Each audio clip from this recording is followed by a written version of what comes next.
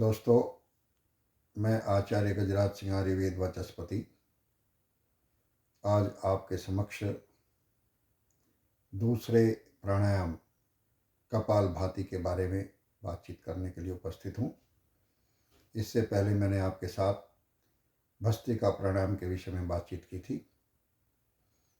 मनुस्मृति में एक श्लोक आता है, दह्यन्ते धूमायमानानां धातूनां हि यथा मलः तथेन्द्रियाणां दोषः दह्यन्ते प्राणश्च निग्रहात्। अर्थात जिस तरह से जलती हुई अग्नि के अंदर सोना चांदी आदि धातुओं को गर्म करने से, तपाने से उनके दोष, उनकी गंदगी नष्ट हो जाती है, उसी प्रकार शरीर के इंद्रियों के अंदर जमा मल प्राणायाम के निग्रह से अर्थात नियमानुसार प्राणायाम के द्वारा श्वास को लेने और छोड़ने से शरीर के अंदर रुके हुए जो मल हैं, जो गंदगियां हैं, वो सभी निकल जाती हैं, जिसके कारण हमारा शरीर स्वस्थ हो जाता है। जैसा कि मैंने बताया, आज मैं आपसे दूसरी प्राणायाम कपालभाति के संबंध में बात करने के लिए उपस्थित हूँ। दोस्तों, आपने देखा होगा कि लोग अपने आप को अच्छा दिखाने के लिए, सुंदर दिखाने के लिए बहुत खर्च करते हैं। अपने चेहरे पर चमक लाने के लिए महंगी महंगी चीज़ों को लाते हैं और उनको अपने चेहरे पर, माथे पर मलते हैं, जिससे कि दूसरों को वो देखने में अच्छे लगे। लेकिन जैसे ही पानी का हाथ लग जाता है या रुमाल से मुंह को पोंछ लिया जाता है, तो वह लगाया हुआ पदार्थ, क्रीम आदि पोंछ जाती है और क्रीम आदि के पोंछने पर वो दिखने वाली उसके चेहरे पर चमक गायब हो जाती है। लेकिन हमारे ऋषि मुनियों ने शरीर के अंदर स्वाभाविक चमक आए, शरीर की चमक बनी रहे, चेहरे पर सौंदर्य झलकता रहे, माथा चमकता रहे, उसके लिए प्राणायाम जैसे एक अच्छे साधन का आविष्कार किया है। कपालभाति अर्थात कपाल कहते हैं माथे को, जिसके करने से माथा भाति में चमकने लगे, चेहरे पर नूर आ जाए। देखने में तभी व्यक्ति को अच्छा लगता है जब चेहरे पर चमक हो, माथे पर चमक हो। तो इस इच्छा की पूर्ति कपालभाति द्वारा हम कर सकते हैं। चलो, आज हम कपालभाति प्रारंभ करते हैं। हम कैसे करेंगे इसके विषय में मैं आपको थोड़ा बताता हूँ। सबसे पहले हम किसी भी आसन में बैठें, पद्मासन, सिद्धासन या आलती पालथी लगाकर, जिसको हम सुखासन कहते हैं, उसमें बैठें और हाथों की मुद्रा बना करके, अर्थात पहली उंगली को अंगूठे के मूल भाग में लगाएं, मोड़े, उसके ऊपर अंगूठे को थोड़ा दबा के रखें और उंगलियों को बाकी को खोल के रखें और फिर हाथों को दोनों घुटनों पर रख दें। इसको कहते हैं ज्ञान मुद्रा। तो ज्ञान मुद्रा में हम बैठेंगे और कपालभाति में श्वास को लिया नहीं जाता, श्वास को केवल छोड़ा जाता है झटके के साथ। और जैसे ही हम झटके के साथ श्वास को छोड़ते हैं तो नाभि के नीचे का जो हिस्सा है, पेट के नीचे का हिस्सा, वो अंदर चला जाता है, जैसे झटके के साथ अंदर आता है। तो बिना श्वास लिए केवल झटके के साथ पेट को अंदर करना, ये कपालभाति है। सीधे बैठेंगे, हाथों को अपने घुटनों पर रखेंगे, ज्ञान मुद्रा बना के रखेंगे और एकाग्र मन से पेट पर ध्यान रखेंगे। प्रारंभ करते हैं कपालभाति।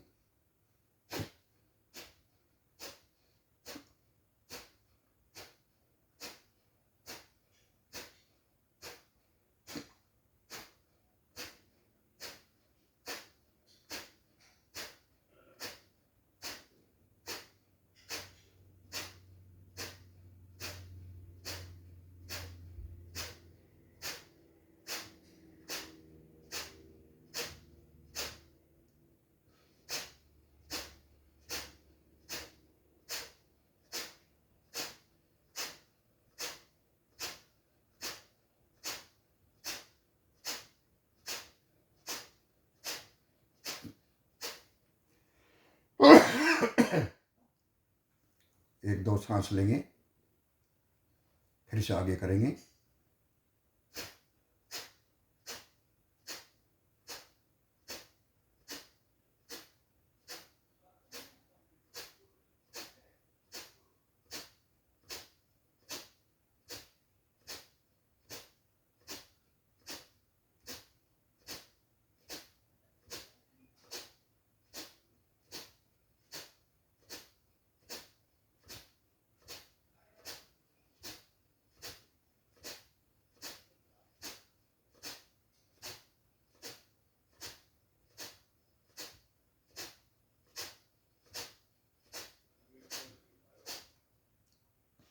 फिर से लंबा गहरा एक दो सांस लेंगे।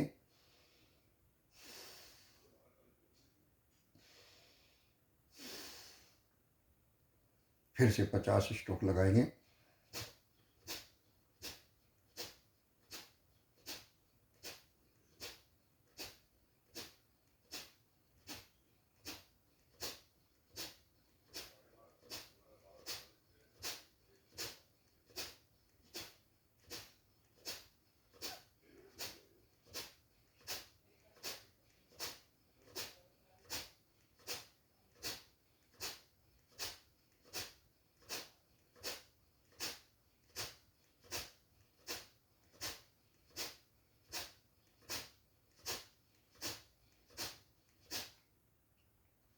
फिर से एक दो लंबा सांस लेंगे।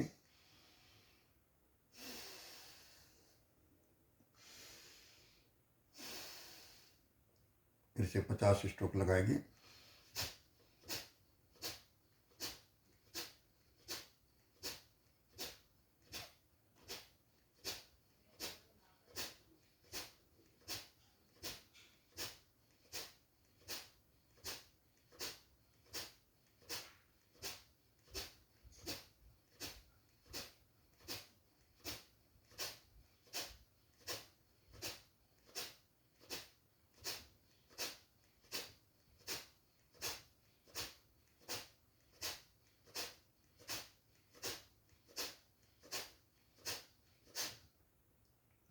फिर से एक दो लंबा गहरा सांस।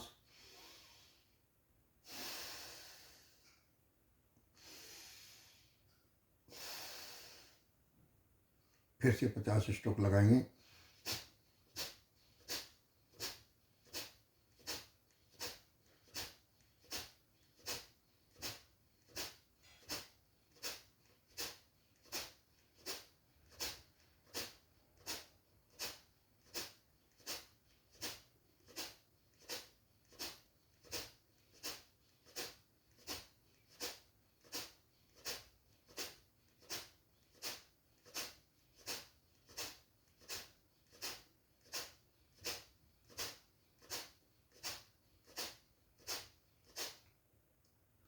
फिर से लंबे गहरे सांस।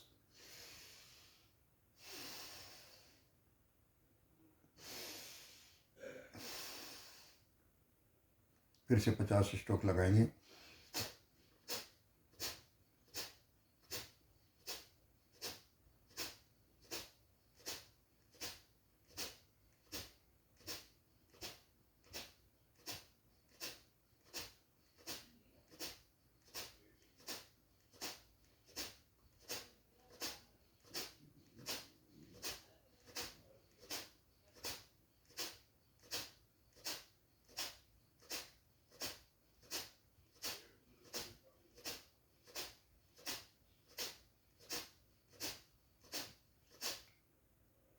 फिर से लंबे गहरे सांस लेंगे और छोड़ेंगे।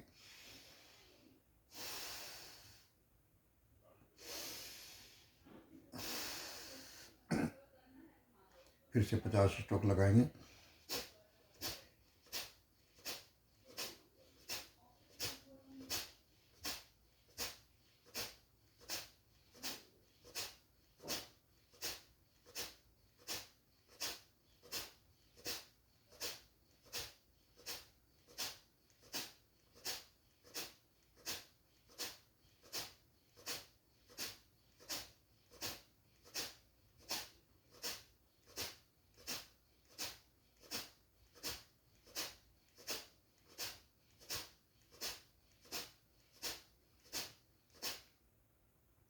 फिर से 2 लंबे गहरे सांस लेंगे।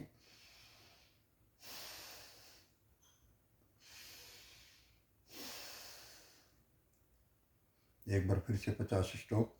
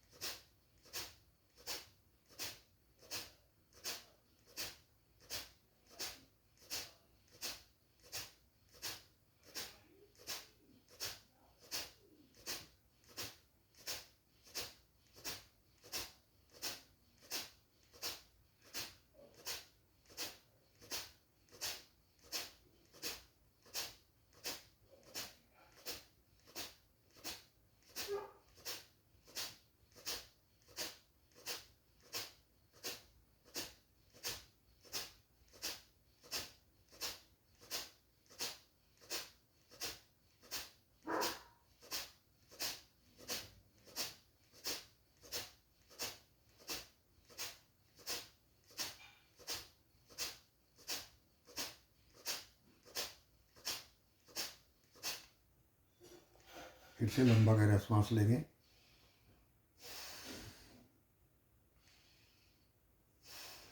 इस बार हमने 50 की जगह 100 स्ट्रोक लगाए। इस प्रकार से हम कम से कम 15 से 20 मिनट तक प्रतिदिन कपालभाति करेंगे तो पेट के अंदर जितने रोग हैं, आंतों में जितने रुके हुए मल हैं, वो मल हट जाएंगे, गंदगी चिपकी हुई हट जाएगी और आंतों की व्यायाम होने के कारण पेट के अंदर के सभी रोग दूर हो जाएंगे। ये कपालभाति आंतों और पेट के लिए अत्यंत लाभदायक है। मैं फिर से आपसे निवेदन कर रहा हूँ कि यदि आप अपने आप को सुंदर दिखाना चाहते हैं, अपने आप को शीशे के अंदर सुंदर देखना चाहते हैं, तो प्रतिदिन प्राणायाम कीजिए, अपनी दिनचर्या में प्राणायाम को शामिल कीजिए और पहला प्राणायाम भस्त्रिका करें और उसके बाद कपालभाति भी 15-20 मिनट प्रतिदिन करें। देखिए दोस्तों, केवल मात्र पढ़ने से, सुनने से या कहने से कोई कार्य पूरा नहीं होता। यदि हम तालाब के पास किनारे पर बैठकर पानी को देखते रहें तो हमें पता नहीं लगेगा तालाब का पानी गर्म है, ठंडा है या कैसा है। जब हम तालाब में उतरते हैं तो पता लगता है कि पानी ठंडा है या गर्म है या शीतोष्ण है। और तालाब के अंदर पानी में जब हम डुबकी लगाते हैं तब महसूस करते हैं कि डुबकी लगाने का आनंद क्या है। इसी तरह जब हम प्रतिदिन प्राणायाम करेंगे तो उसका कितना लाभ है उसको हम अनुभव कर सकेंगे। मेरा पुनः आपसे अनुरोध है कि आप निश्चित समय पर अपनी दिनचर्या के अंतर्गत आसन और आसन के साथ प्राणायाम को सम्मिलित कीजिए। प्रतिदिन जब आप प्राणायाम करेंगे तो शरीर के अंदर के जितने रोग हैं वो सब दूर होंगे और जब शरीर के अंदर के रोग दूर होंगे तो स्वास्थ्य अच्छा रहेगा, निरोग रहेगा, चेहरे पर और माथे पर चमक आएगी। इन्हीं शब्दों के साथ मैं आज की अपनी बात को यहीं विराम देता हूँ।